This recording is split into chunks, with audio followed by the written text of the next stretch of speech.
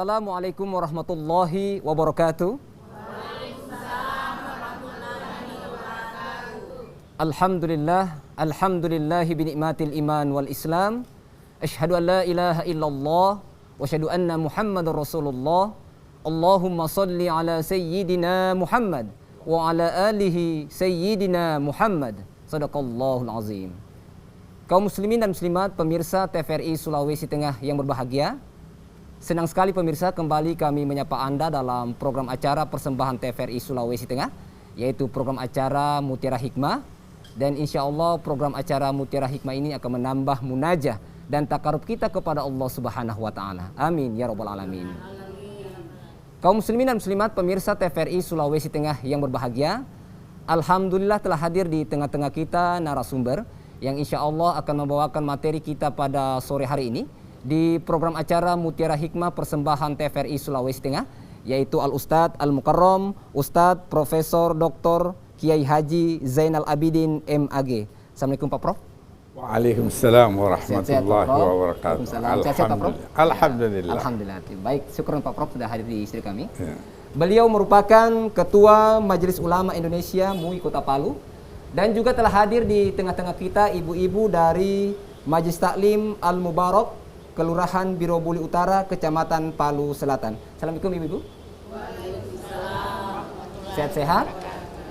Alhamdulillah, baik. Terima kasih ibu-ibu telah hadir di studio kami. Dan kami juga membuka line telepon di 0451 452 414 bagi pemirsa yang ada di rumah yang ingin berinteraktif dengan Ustadz atau dengan Pak Prof, tentunya dengan tema yang akan kita bahas pada hari ini, insya Allah, yang tentunya akan menambah keimanan kita kepada Allah Subhanahu wa Ta'ala. Baik kaum muslimin dan muslimat, pemirsa TVRI Sulawesi Tengah yang berbahagia, tema kita pada sore hari ini di program acara Mutiara Hikmah yaitu tentang makna Hari Raya Idul Adha dan berkurban. Idul Adha adalah sebuah hari raya dalam agama Islam di mana di dalamnya ada proses ibadah haji bagi yang mampu secara fisik dan finansial. Sedangkan berkurban adalah dekat atau mendekatkan atau disebut juga dengan udiyah atau dahiyah secara harfiah, berarti hewan sembelihan untuk dipersembahkan kepada Allah Subhanahu wa Ta'ala sebagai bentuk ibadah dan ketaatan kita kepada Allah Subhanahu wa Ta'ala. Dan untuk mengkajinya lebih dalam lagi materi kita pada sore hari ini, langsung saja kita persilakan kepada Al-Ustadz Al-Mukarram Ustadz Profesor Dr. Kiai Haji Zainal Abidin MAG, kepada Pak Prof. Tafadhol, kami persilakan. Terima kasih. Assalamualaikum warahmatullahi wabarakatuh. Waalaikumsalam warahmatullahi wabarakatuh. Alhamdulillah wa syukuru lillah wa la hawla wa la quwata illa billah. Salatu wassalamu ala rasulillah Sayyidina Muhammadin ibn Abdillah wa ala alihi wa sahbihi wa man tabi'ahu wa wala, amma ba'd. Pembawa acara yang saya hormati, ibu-ibu Majelis Ta'lim Al-Mubarak dari Kelurahan Palu Selatan. Pertama-tama kita bersyukur kehadirat Allah Subhanahu wa Ta'ala karena izinnya kita bisa hadir bersama-sama di acara Mutiara Hikmah TVRI Sulawesi Tengah. Mudah-mudahan kegiatan ini akan memberikan manfaat kepada kita semua, termasuk pemirsa TVRI yang budiman. Amin ya Allah. Kalau kita bicara Idul Adha, tentu kita kembali kepada peristiwa Nabi Ibrahim alaihissalam bersama anaknya Ismail dan istri beliau Siti Hajar. Ini adalah sebuah peristiwa yang amat luar biasa. Bahkan mungkin tidak akan pernah lagi terjadi dalam kehidupan dunia sekarang ini. Ada seorang manusia yang mau berkorban dengan menyembelih anaknya atas perintah Allah Subhanahu wa Ta'ala. Bahkan Nabi Ibrahim lama tidak dikaruniai anak. Bahkan dalam catatan sejarah disebutkan pada usia 99 tahun baru dikarunia anak, yaitu Ismail. Saya kira sebuah kerinduan seorang ayah untuk memomong, untuk memeluk anak itu adalah hal yang luar biasa. Kalau beliau berkorban, sudah sering berkorban fisabilillah. Nabi Ibrahim sebelum diperintahkan oleh Allah untuk menyembelih anaknya sendiri, beliau termasuk seorang nabi yang senang berkorban. Bahkan kurban beliau itu 300 ekor onta. Masya Allah. Beliau berkorban 1.000 lembu, 1.000 onta. Luar biasa. Susah kita bayangkan ada manusia seperti Nabi Ibrahim mau berkorban sebanyak itu. Sebenarnya peristiwa Idul Adha ini terkait dari itu semua. Suatu ketika Nabi Ibrahim ketika berkorban fisabilillah dengan menyembelih 1.000 ekor onta. Kita bisa membayangkan kepada siapa dibagi waktu itu. 1.000 ekor onta. Tentu secara teknis nanti kita bisa diskusikan. Tetapi intinya adalah kekaguman masyarakat terhadap Ibrahim alaihissalam sampai berkata, wahai Ibrahim, terlalu luar biasa engkau berkorban di jalan Allah sampai 1.000 ekor onta. Keluarlah kata-kata Nabi Ibrahim, jangankan hewan, kalau saya dikaruniai anak oleh Allah, maka anak pun saya rela korbankan kalau itu perintah Allah Subhanahu wa ta'ala. Inilah yang kemudian peristiwa yang kemudian diingatkan kembali oleh Allah Subhanahu wa ta'ala kepada Ibrahim alaihissalam. Diingatkan di dalam mimpi. Oleh Allah Subhanahu wa ta'ala memberi mimpi kepada Nabi Ibrahim bahwa ingat nazarmu. Berkorbanlah wahai Ibrahim. Ibrahim memahaminya berkorban dengan hewan. Lalu dia potong 300 ekor domba. Besok malam dia bermimpi lagi. Laksanakan nazarmu wahai Ibrahim.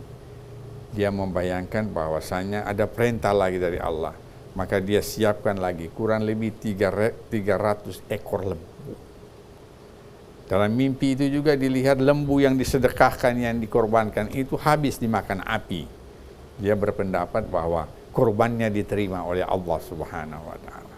Tetapi pada malam yang ketiga, Allah menegaskan di dalam mimpi, sembelilah anakmu.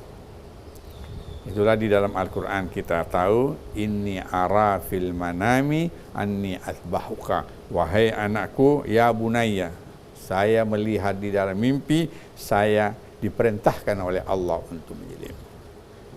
Lalu dia teringat bahwa dia pernah memang bernazar, jangankan hewan, anak pun saya rela korbankan kalau itu perintah Allah Subhanahu wa ta'ala. Masya Allah. Itulah yang kemudian Nabi Ibrahim bangun pada subuh, dia memeluk Ismail, anak satu-satunya yang pada waktu itu berusia, ada ulama mengatakan 7 tahun, ada ulama yang berkata 13 tahun.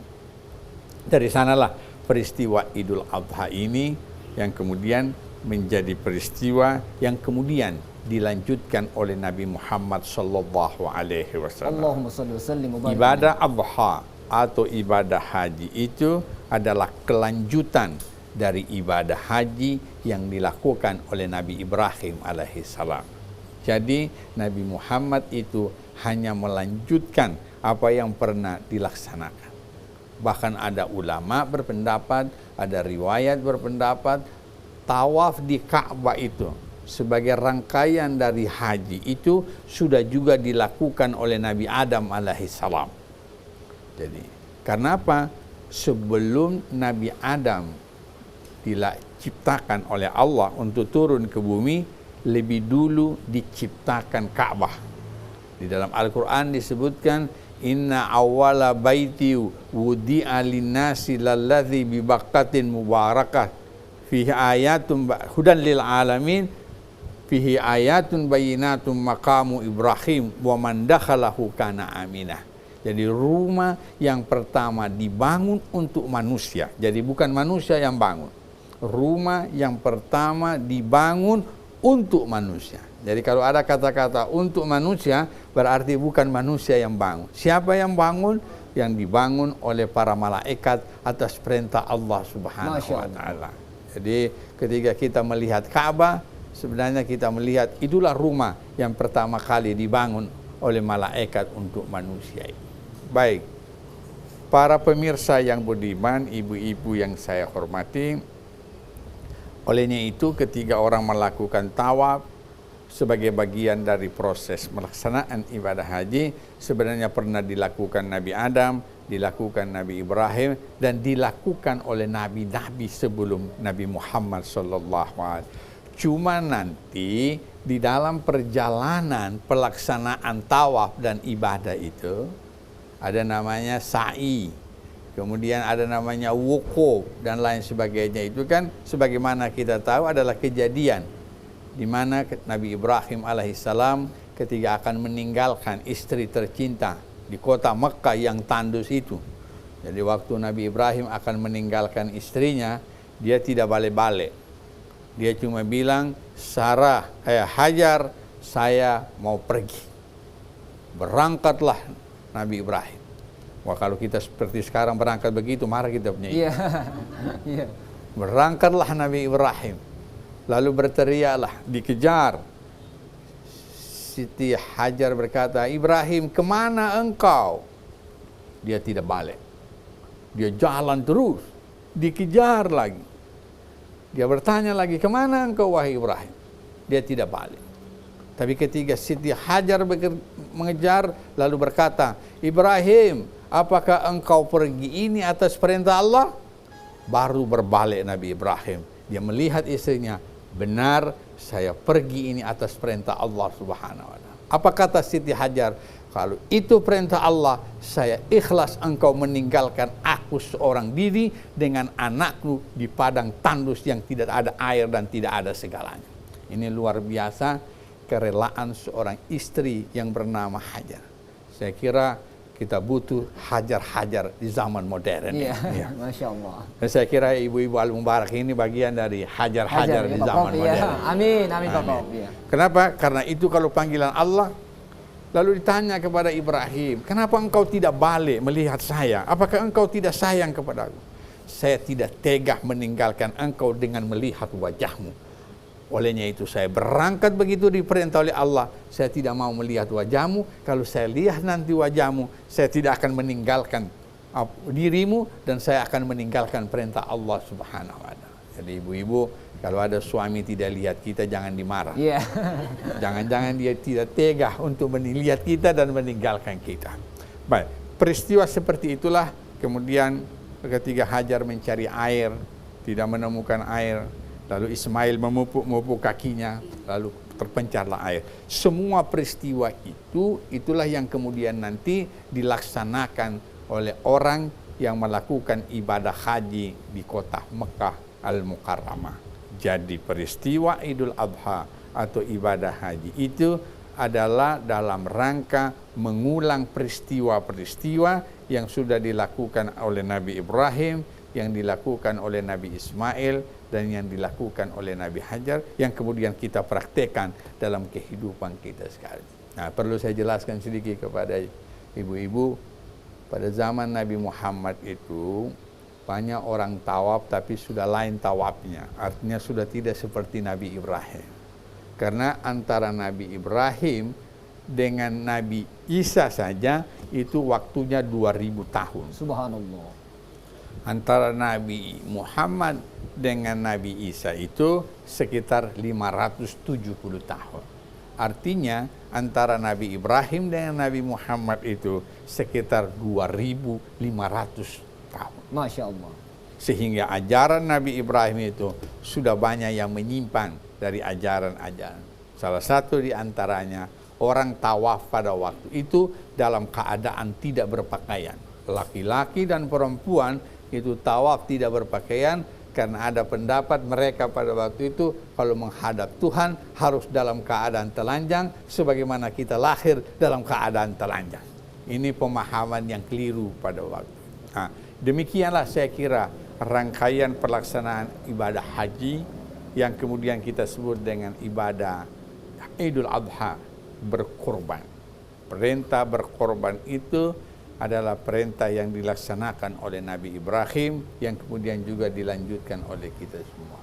Nabi Ibrahim mau mengorbankan anak satu-satunya. Bahkan pada saat dia akan berkorban waktu itu, jadi tepatnya pada tanggal 10 Zulhijjah. Jadi beliau bermimpi dulu malamnya itu tanggal 8 yang kita sebut hari Tarwiyah. Kenapa disebut hari Tarwiyah? Karena artinya Tarwiyah itu merenung, berpikir. Dia bermimpi malam itu, lalu dia berpikir paginya, apa betul mimpi saya ini dari Tuhan atau mimpi ini dari setan? Dia merenung pada tanggal 8 Zulhijjah yang disebut dengan hari Tarwiyah, hari berenung dan berpikir. Beliau berkorban tadi saya sudah cerita dengan 300 domba. Tapi besok malam bermimpi lagi, malam 9. Beliau bermimpi lagi, mimpinya juga begitu mengingatkan. Nah, disebut dengan hari 9 Zulhijjah itu dengan hari Arafah.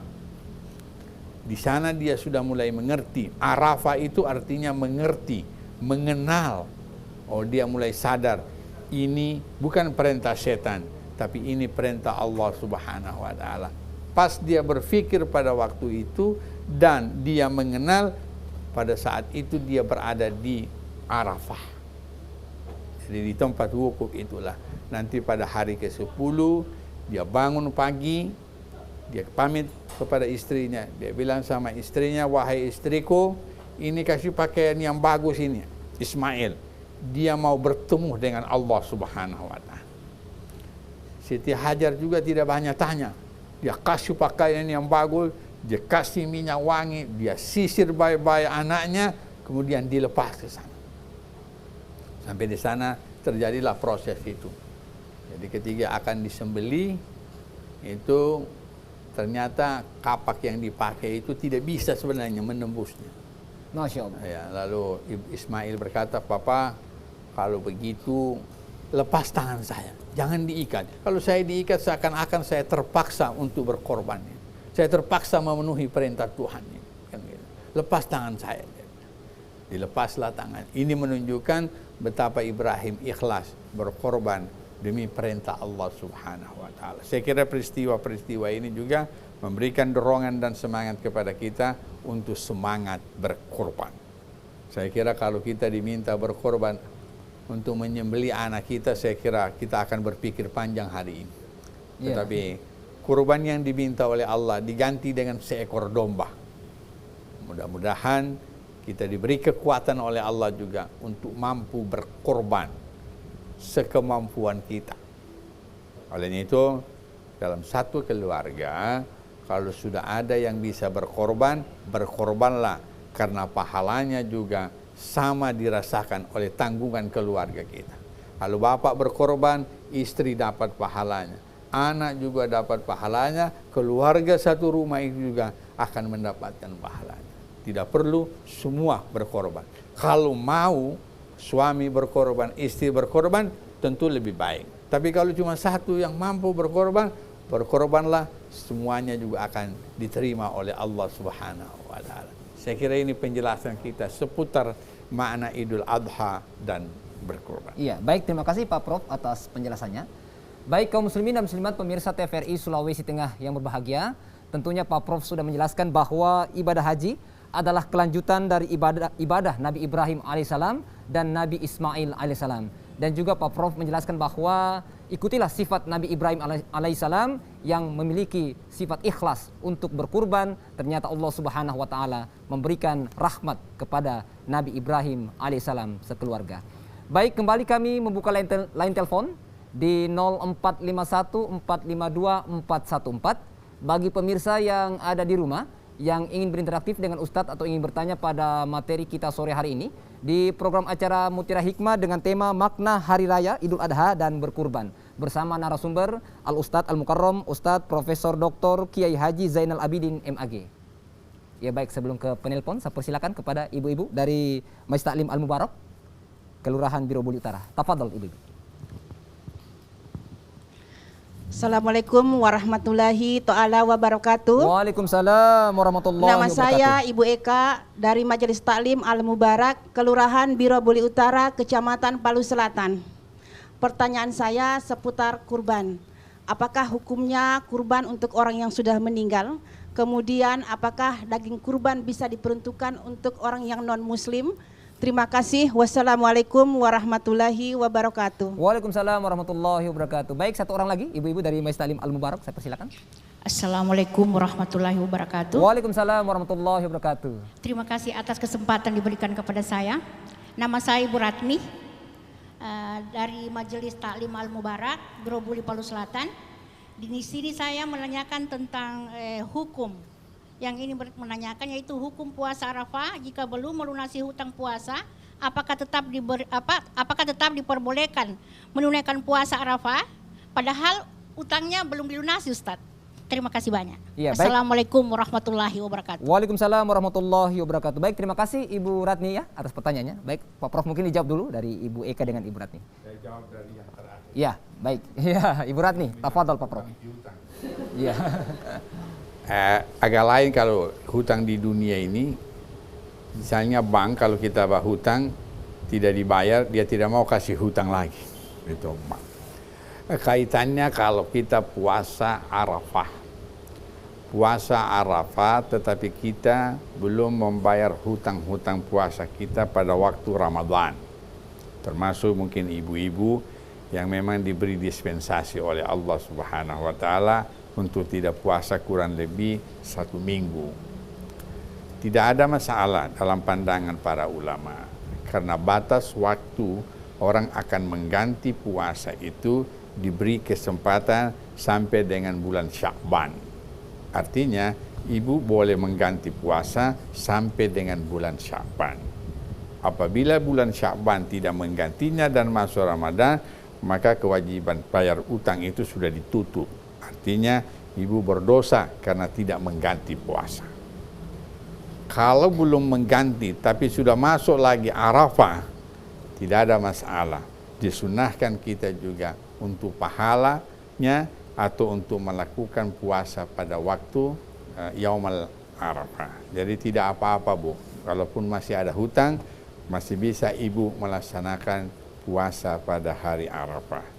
Nanti puasa Arafah kita ini kan ada 2 pendapat. Ada puasa Arafah besok hari Jumat dan ada juga nanti puasa Arafah hari Sabtu. Hari Sabtu, iya. Silakan ibu pilih mana yang ibu yakini kebenarannya. Kalau ibu yakin bahwa hari raya hari Sabtu, berarti Arafahnya hari Jumat. Kalau ibu yakin hari Minggu, maka Arafahnya itu hari Sabtu. Perbedaan pendapat jangan menyebabkan kita bertikai dan berkelahi. Yakini saja apa yang kita anggap benar tanpa harus menyalahkan orang lain. Kalau kita bilang saya benar hari Minggu, tidak usah kita menghina yang hari Sabtu. Karena intinya adalah cuma beda tanggal. Iya Pak Prof. Ya, sama-sama puasa Arafah, cuma tanggalnya yang berbeda. Sama-sama salat Idul Adha, cuma tanggalnya yang berbeda. Ya kan? Untuk diterima atau tidak, kita tidak punya kewenangan mengetahuinya. Yang paling tahu hanyalah Allah Subhanahu wa ta'ala. Saya inginkan umat Islam seperti itu. Kalau ada perbedaan-perbedaan, jangan kita bertikai, tetapi kita laksanakan saja mana yang menurut kita yakini kebenarannya. Tidak, saya pernah berkata begini, tidak perlu menjadi benar dengan menyalahkan orang lain. Tidak perlu menjadi baik dengan menjelekkan orang lain. Tidak perlu menjadi tinggi dengan suka merendahkan orang lain. Pribadi yang baik akan selalu bercahaya dimanapun dia berada. Saya lihat ini Majelis Taklim Al Mubarak bercahaya. Masya Allah, iya Pak Prof. Iya, amin. Karena mereka tidak suka menyalahkan orang lain. Masya Allah. Nah, iya, mungkin di Majelis Taklim juga bisa ada orang beda pendapat. Ada yang bisa salat Idul Adha hari Sabtu, boleh jadi ada juga yang salat Idul Adha hari Minggu. Hari Minggu. Ya, kenapa dibenarkan dua-dua? Karena dua-dua punya metode yang dibenarkan oleh agama. Ya, satu namanya metode ru'yatul hilal, ada satu metode hisab. Dua-dua dibenarkan oleh ajaran agama. Baik. Kemudian pertanyaan yang dari pertama Ibu Eka tentang Ibu Eka tentang apakah hukum kurban ini orang yang sudah meninggal, Pak Prof. sudah meninggal. Kemudian membagikan daging kurban kepada non muslim. Tafadhol, Pak Prof. Ini begini, sebenarnya orang berkurban itu di dalam rangka mendekatkan diri. Namanya kurban tadi itu dari kata qarib, kan, dekat. Ya. Kalau orang mati kemudian kita korbankan, sebenarnya juga tidak ada masalah. Tetapi yang paling baik itu adalah orang hidup. Kita yang hidup inilah yang akan mendekatkan diri kita kepada Allah Subhanahu wa taala. Hukum untuk kurban itu namanya sunnah muakkad. Sunnah muakkad itu artinya sunnah yang jarang ditinggalkan oleh Nabi. Sudah hampir mendekati kewajiban, tapi belum kewajiban atau belum hal yang wajib. Artinya kalau ada orang tidak berkorban, tidak berdosa. Tetapi sebaiknya kalau dia memiliki kemampuan untuk bisa berkorban, sebaiknya dia berkorban untuk mendekatkan diri kepada Allah Subhanahu wa taala. Kalau ditanya lagi, ini satu orang 3 pertanyaan. Iya. Dia borong semua ini pintar juga ibu ini. Masya Allah. Kalau ada pertanyaan tadi, bolehkah korban ini diserahkan kepada non-muslim? Non-muslim, Pak Prof. Iya. Ya, di kalangan ulama ada perbedaan pendapat. Ada yang tidak membolehkan. Artinya kurban ini hanya untuk orang Islam. Ada juga yang berpendapat kurban ini boleh untuk non-muslim selama orang Islam sudah diberi semua, tetapi masih ada daging korban. Ada kelebihan, Pak Prof. Ada kelebihan, iya. masih boleh diberikan kepada yang lainnya. Itu 2 pendapat. Ada pendapat ketiga. Siapa itu? Zainal Abidin. Iya. Iya, Pak Prof. Iya. Kalau saya sih berpendapat boleh kita serahkan kepada non-muslim. Apalagi kalau dia tetangga dekat kita. Ya kan? Ini pendapat saya, orang boleh pakai, orang boleh tidak pakai.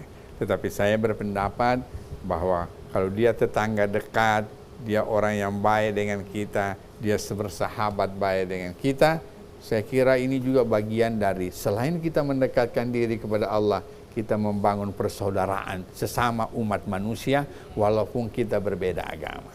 Ketika kita bilang, saya berikan kepada dia, bukan saya melihat agamanya, tetapi saya melihat dia manusia, ciptaan Tuhan. Saya cinta kepada Tuhan dengan cinta kepada ciptaan manusia. Dia juga ciptaan manusia, saya ingin apa yang saya berikan ini juga dia terima dan dia bisa merasakan dengan. Sehingga persaudaraan kita, dan itu juga nanti menurut saya akan menggambarkan bahwa sesungguhnya Islam itu adalah cinta kepada kemanusiaan. Kan begitu. Itulah saya berkata di dalam salah satu quote saya bilang begini, akhlak kita dapat mencerminkan agama kita. Kalau akhlak kita baik, orang akan bilang, coba lihat ibu itu baik sekali. Saya orang non-muslim juga dia kasih. Ternyata Islam itu baik. Kan begitu. Akhlak kita dapat menunjukkan agama kita. Kalau akhlak kita juga tidak baik, bisa menunjukkan agama kita. Oh, siapa itu? Tidak bagus bertetangga dia. Kenapa? Jangan-jangan begitu ajaran agamanya. Kan begitu. Jadi akhlak kita bisa mencerminkan agama kita. Saya kira begitu jawaban saya. Iya, baik, terima kasih Pak Prof atas penjelasannya. Baik kaum muslimin dan muslimat pemirsa TVRI Sulawesi Tengah yang berbahagia, kembali kami membuka line telepon di 0451 452 414 bagi pemirsa yang ada di rumah yang ingin berinteraktif dengan Ustadz atau ingin bertanya pada materi kita sore hari ini di program acara Mutiara Hikmah persembahan TVRI Sulawesi Tengah dengan tema makna Hari Raya Idul Adha dan berkurban bersama narasumber Al-Ustadz Al-Mukarram Ustadz Profesor Dr. Kiai Haji Zainal Abidin MAG yang merupakan Ketua Majelis Ulama Indonesia MUI Kota Palu. Baik, saya persilakan kepada ibu-ibu lagi sambil menunggu penelpon dari Ibu-Ibu Majelis Taklim Al-Mubarak. Tafadhol Ibu, sebutkan nama. Assalamualaikum warahmatullahi wabarakatuh. Waalaikumsalam warahmatullahi wabarakatuh. Nama saya Nur Haida Bagenda, asal Majelis Taklim Al-Mubarak Kelurahan Birobuli Utara, Kecamatan Palu Selatan. Yang ingin saya tanyakan, apakah kita berkorban itu harus sapi? Dan kemudian seandainya kita termasuk orang yang mampu, terus kita hanya berkorban kambing, bagaimana menurut syariat Islam? Mohon penjelasan Pak Ustadz. Wabillahi taufiq wal hidayah. Wassalamualaikum warahmatullahi wabarakatuh. Waalaikumsalam warahmatullahi wabarakatuh. Baik, terima kasih Ibu Nur Haida Bagenda ya Bu. Terima kasih. Saya persilakan satu lagi dari Ibu-ibu Majelis Taklim Al-Mubarak. Sebutkan nama. Assalamualaikum warahmatullahi wabarakatuh. Waalaikumsalam warahmatullahi wabarakatuh. Nama saya Rahmawati dari Majelis Taklim Al-Mubarak, Kelurahan Birobuli Utara, Kecamatan Palu Selatan. Yang akan saya tanyakan seputar kurban tadi Pak Ustadz. Jika kita berkurban, apakah kita masih bisa makan daging hewan yang kita kurbankan tadi? Jika bisa, berapa bagian yang bisa kita dapatkan? Terima kasih Pak Ustadz. Wassalamualaikum warahmatullahi wabarakatuh. Waalaikumsalam warahmatullahi wabarakatuh. Ya baik, terima kasih Ibu. Baik Pak Prof, mungkin dijawab dulu Pak Prof. Ya, baik, kita jawab dari Ibu Nur Hayati. Kalau kita berkorban sapi Pak Prof, iya. saya kira menurut ukuran fikhinya itu bisa untuk 7 orang. Ya, misalnya kita sebutlah nama-nama anak, istri, dan lain orang tua dan sebagainya. Jadi kalau kita mampu berkorban sapi, boleh kita ikutkan dengan 7 nama. Ya kan? Artinya kalau kita punya nama sendiri juga dengan istri juga tidak apa-apa. Tapi kalau kita ikutkan artinya orang lain juga bisa mendapatkan pahala. Tapi kalau kita sendiri atau bersama dengan istri kita juga tidak ada masalah. Sah pelaksanaan sembelihan kurban. Kemudian kalau dia mampu cuma bisa menyumbang 1 ekor domba atau kambing juga tidak ada masalah. Dari segi hukum, dari segi fikih sudah sah sembelihannya, sudah sah kurbannya, insya Allah diterima oleh Allah Subhanahu wa Ta'ala. Cuma memang dari segi kemanusiaan kita bertanya, kenapa kok mampu cuma hanya domba saja? Domba, iya Pak Prof. Iya. Sedangkan Nabi Ibrahim, anak pun siap dikorbankan. Apalah artinya kurban ini sebenarnya bagi orang yang punya uang. 1 tahun 1 kali. Misalnya kalau kita orang yang kaya, yang punya uang ratusan miliar, apalah artinya pengorbanan 1 ekor sapi itu? Mungkin harganya hanya sekitar 7-8 juta barangkali. Dengan uang yang ratusan miliar, tidak ada nilai pengorbanan sebenarnya. Nilai pengorbanan menurut saya di sini adalah keikhlasan untuk melaksanakan ajaran agama itu. Masya Allah. Ya, berapa sih artinya uang 20-30 juta itu? Bagi orang yang punya kekayaan itu. Bukan namanya berkorban itu. Tetapi ini yang kita maksudkan. Walaupun dia kaya, dia bisa membayar itu, dia berikan kepada orang lain. Kenapa? Keikhlasannya kepada Allah dan ingin berbagi rezeki dengan orang yang lain. Kan kita tahu semakin kita bagi rezeki kita, semakin ditambah oleh Allah Subhanahu wa Ta'ala. Masya Allah, amin. Malah saya pernah berkata di dalam salah satu quote saya, bahagiakanlah orang lain atau bahagiakanlah dirimu dengan cara membahagiakan orang lain.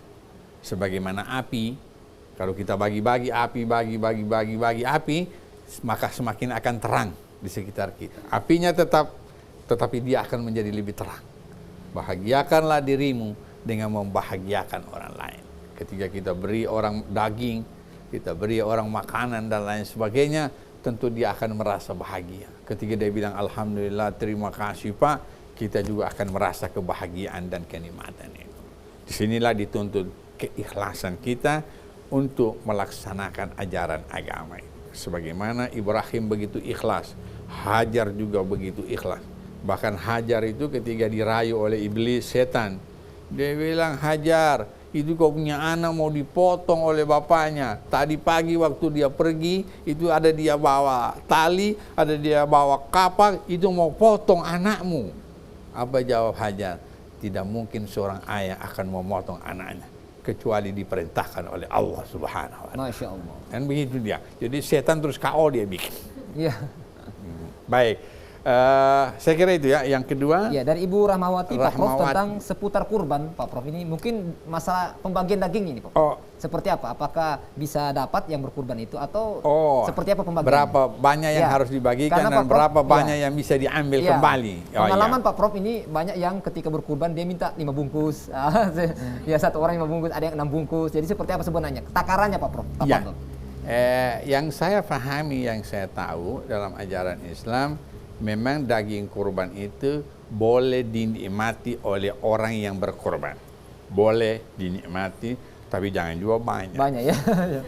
Kalau sudah banyak itu tidak kasih orang namanya. Yang saya tahu boleh diambil sepertiga dari daging itu.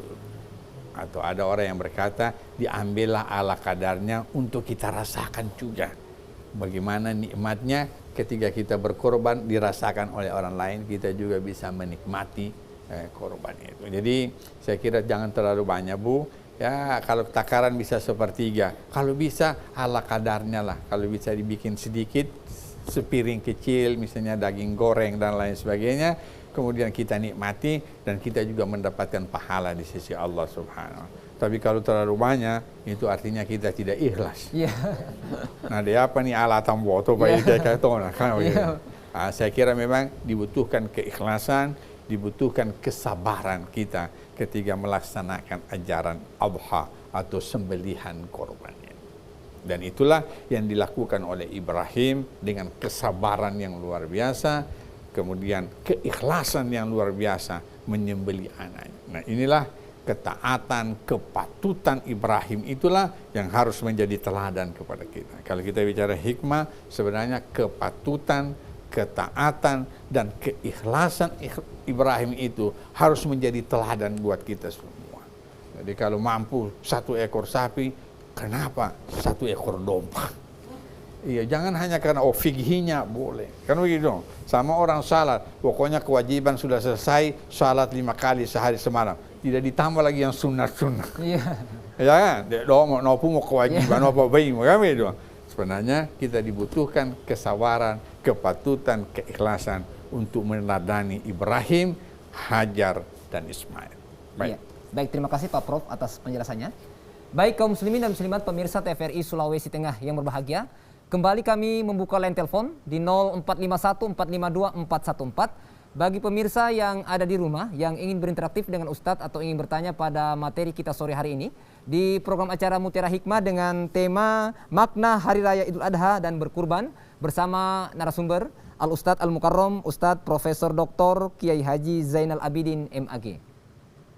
Baik, sambil menunggu penelpon barangkali, saya persilakan lagi barangkali ibu-ibu dari Masjid Talim Al-Mubarak untuk bertanya. Ya, sebutkan nama. Terima kasih, Prof.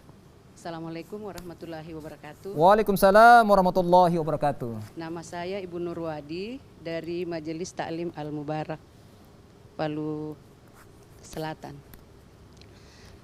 Saya sangat tertarik mendengarkan penjelasan dari Pak Prof tadi. Waktu umrah, saya aja belum haji, umrah Prof. Kan kalau tadi itu jelaskan bahwa tidak balik-balik tawaf.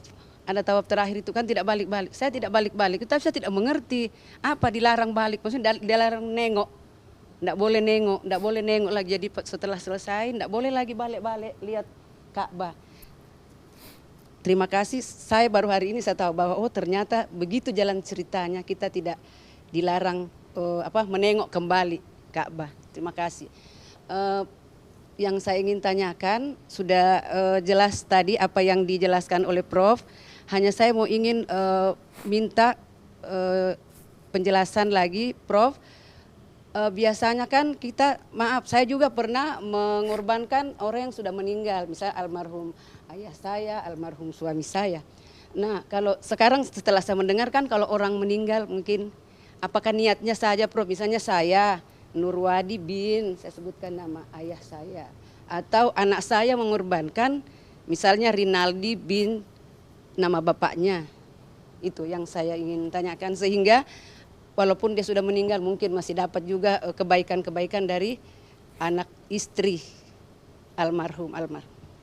Itu saja, Prof. Makasih. Ya, Assalamualaikum warahmatullahi wabarakatuh. Waalaikumsalam warahmatullahi wabarakatuh. Baik, terima kasih Ibu Nurwadi ya. Satu lagi barangkali dari Ibu Masjid Talim Al-Mubarak, saya persilakan. Sambil menunggu penelpon yang ada di rumah, sebutkan namamu. Assalamualaikum warahmatullahi wabarakatuh. Waalaikumsalam warahmatullahi wabarakatuh. Saya nama Foni Hasna Katili. Ya, Ibu Poni ya. Iya. Ya. Dari Majelis Taklim Al Mubarak. Prof, yang ingin saya tanyakan, kelihatannya waktu saya pernah umroh, mereka itu niat insya Allah kata kalau haji, mereka mau anukan suaminya yang setelah meninggal ataupun anaknya yang sudah meninggal. Apakah itu boleh, Prof? Satu. Kedua, waktu kita umroh itu di muka Ka'bah itu kan ada Hijr Ismail, ada semua kubur. Orang berlomba-lomba sembahyang di situ, Prof. Jadi kita ikut-ikut juga. Apakah yang seperti itu memang dilakukan oleh Nabi sebelum kami ini? Demikian, terima kasih, Prof. Baik, terima kasih Ibu. Ya, bagaimana Pak Prof? Mungkin kita jawab dulu Pak Prof. Iya. Ya. Baik, saya kira tadi ada pertanyaan bahwa kaitannya dengan berkorban untuk orang yang sudah meninggal. Sebenarnya tetap juga boleh, tidak ada masalah. Tetapi menurut saya kan lebih utama kita yang hidup. Tapi kalau kita mengatakan, tahun lalu saya sudah berkorban untuk saya ingin juga berkorban untuk ayah saya. Maksudnya supaya pahala kurban itu diterima oleh ayah saya, diterima oleh ibu saya kira tidak ada masalah. Atau kalau dia mengatakan dari satu ekor sapi itu ada nama orang tuanya dia sebutkan juga, tidak ada masalah. Ya. Tapi kalau hanya menyebut namanya saja, tapi yang menyumbang itu anaknya, cuma karena ada binnya itu, tidak kena bapaknya itu. Ya, misalnya saya niat korban Zainal Abidin bin Ibrahim. Ya, itu hanya untuk memperkenalkan orang itu bahwa yang menyumbang ini adalah atau yang berkorban adalah Zainal Abidin yang punya bapak namanya Ibrahim. Tapi dalam hati saya tidak untuk bapak saya, tapi untuk saya saja. Ya, sekali lagi, menurut pengamatan dan hemat saya, boleh berkorban untuk orang yang meninggal. Karena nanti saya akan menganalisa sesuai dengan pertanyaan Ibu Foni yang kedua tadi itu. Pak Prof. Bolehkah orang yang sudah meninggal dunia dihajikan? Kan begitu kan? Bolehkah orang yang sudah meninggal dunia dihajikan? Maka jawaban saya boleh, namanya badal haji. Tetapi syaratnya yang menghajikan itu sudah haji. Tidak boleh menghajikan seseorang kalau dia belum melaksanakan haji, Pak Prof. Iya. Kalau tadi puasa Arafah masih boleh.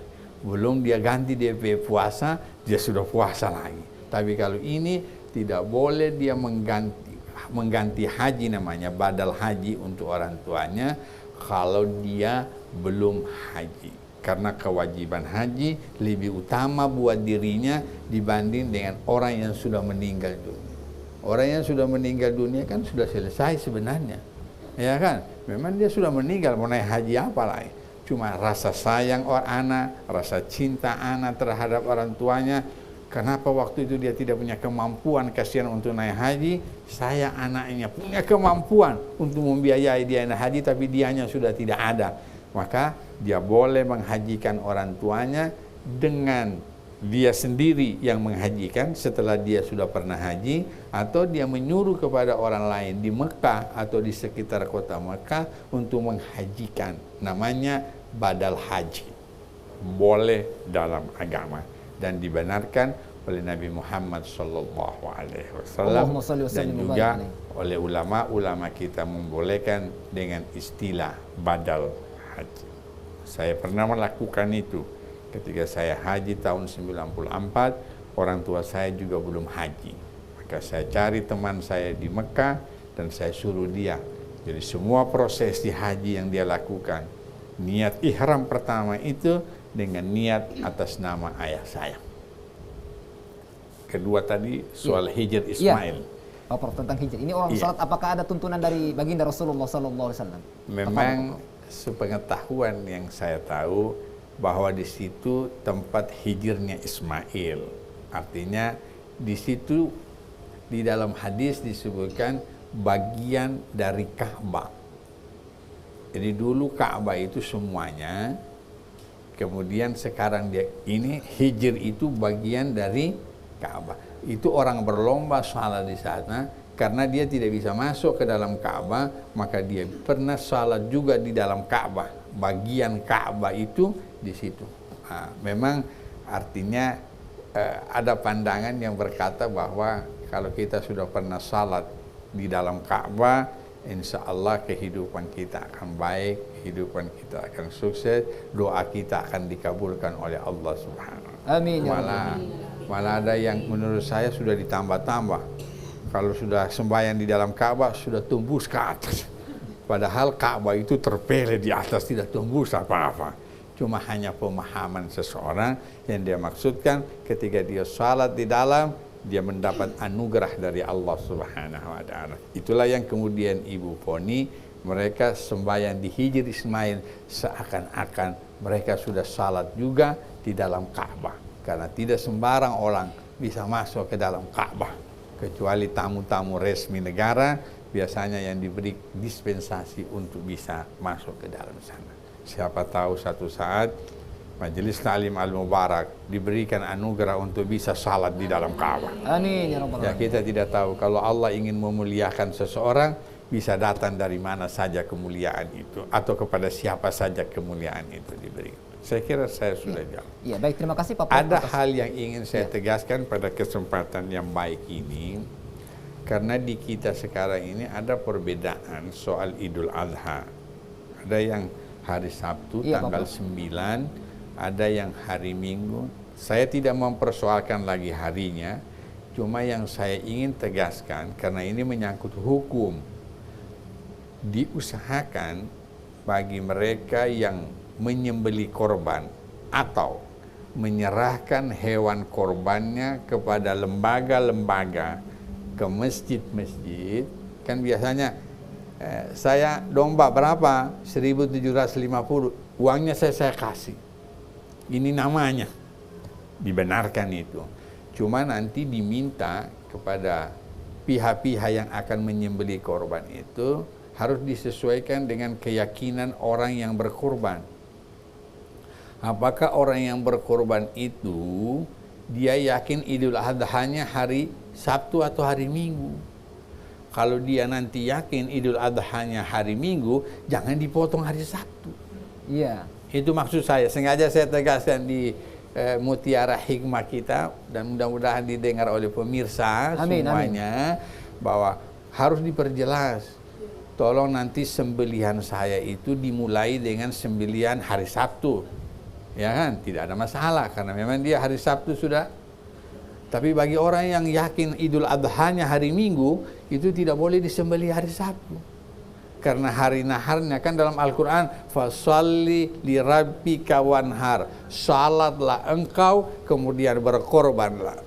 Artinya salat dulu kita Idul Adha itu baru berkorban. Berkorban Pak Prof. Iya. Jadi bagi yang tanggal 9 dia salat dulu, boleh dia berkorban tanggal 9 itu.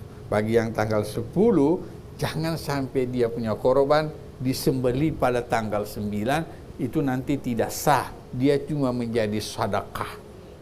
Ini perlu diketahui juga oleh kawan-kawan yang kebetulan kerjanya menyembeli. Jangan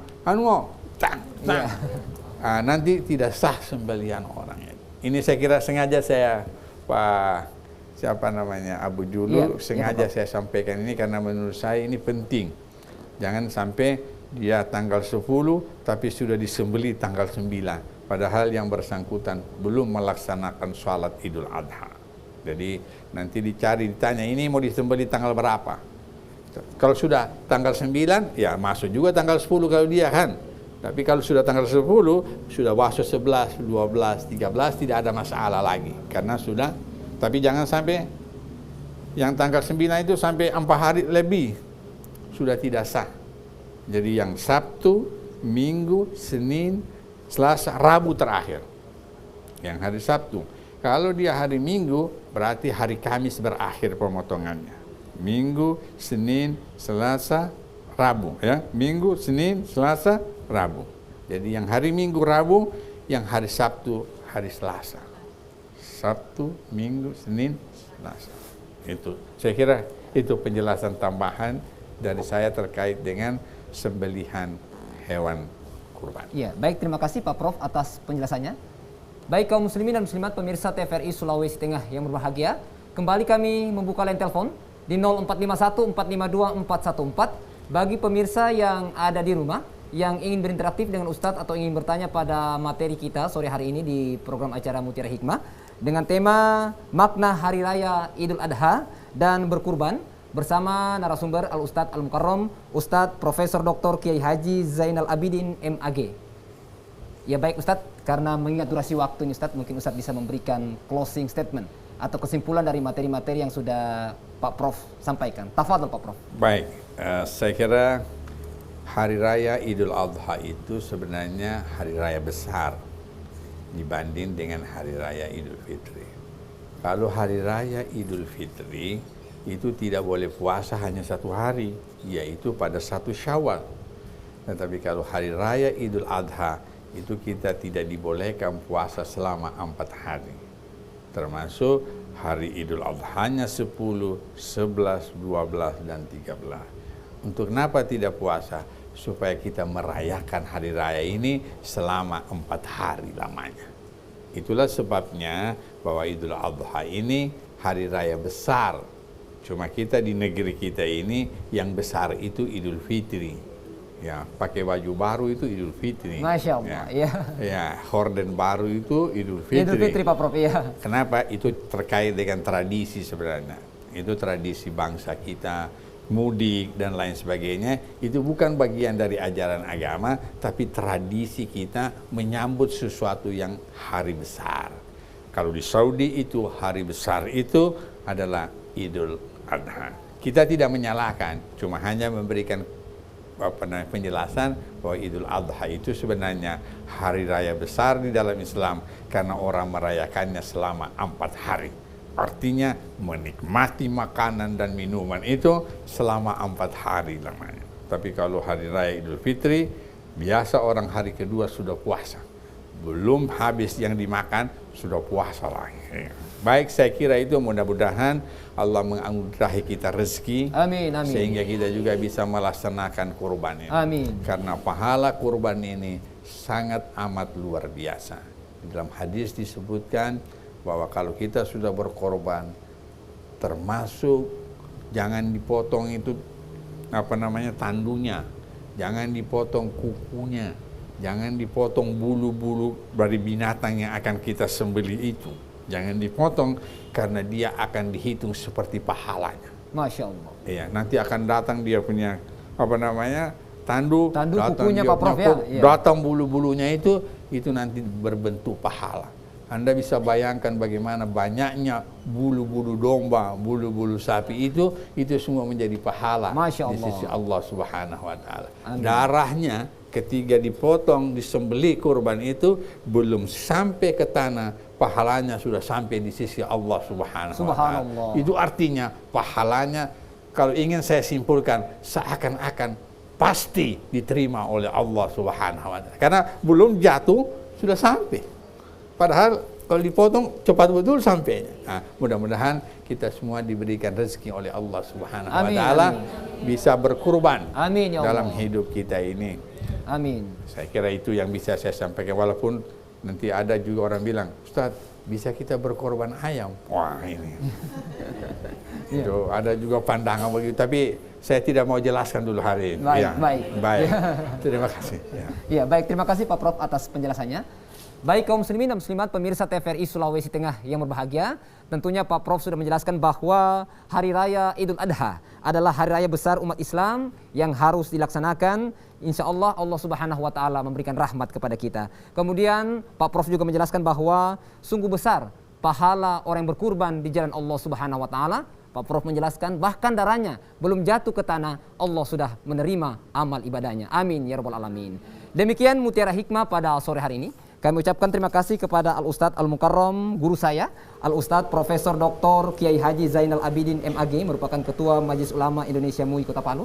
Terima kasih Pak Prof. Terima kasih. Ya, insya Allah kapan-kapan kami undang kembali Pak Prof. Syukran. Insya Allah. Amin. Insya Allah. Dan juga kami ucapkan terima kasih kepada ibu-ibu dari Majelis Taklim Al-Mubarak, Kelurahan Birobuli Utara, Kecamatan Palu Selatan. Terima kasih Ibu.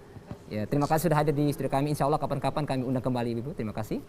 Akhirnya saya Bambang Abu Julu dan seluruh kerabat kerja TVRI Sulawesi Tengah mengucapkan banyak terima kasih. Insya Allah kita akan berjumpa lagi pada program Mutiara Hikmah pekan depan. Subhanakallahumma wa bihamdika. Asyhadu an la ilaha illa anta. Astaghfiruka wa atubu ilaik. Allahumma ya Allah. Allahumma ya Allah. Wassalamualaikum warahmatullahi wabarakatuh. Waalaikumsalam. Ya syukur Pak Prof.